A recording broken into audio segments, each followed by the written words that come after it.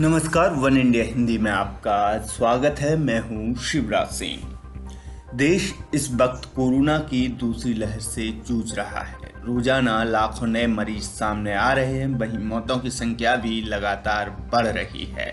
इस बीच राष्ट्रीय स्वयंसेवक संघ प्रमुख मोहन भागवत ने कहा कि कोरोना वायरस की पहली लहर के बाद सरकार और जनता के लापरवाह होने के कारण देश इस स्थिति का सामना कर रहा है।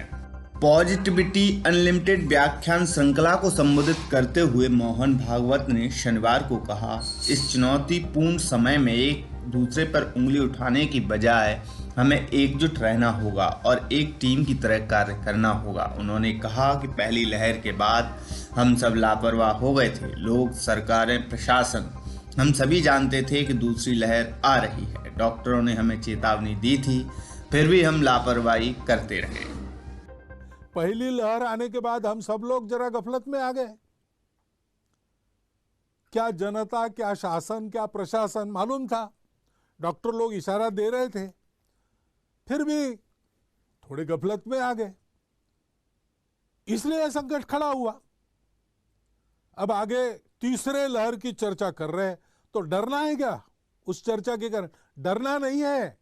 अगर वो आती है तो जैसे चट्टान पर टकराकर सागर की लहर चूर चूर होकर वापस लौटती है, वैसे उस आपत्ति को लौटना पड़े, ऐसी तैयारी हमको करनी है। ये प्रवृत्ति चाहिए, उसकी आवश्यकता है, और उस दृढ़ता के साथ सतत प्रयास हमको करने हैं। समुद्र मंथन के समय कितने ही रत्न निकले, लेकिन उन रत्नों के आकर्षण से प्रयास बंद नहीं हुए, मंथन चलता रहा। हलाहल विष जैसी भीति भय उत्पन्न हुआ, लेकिन उसके कारण भी प्रयास से विरत नहीं हुए। अमृत प्राप्ति होने तक प्रयास चलते रहे।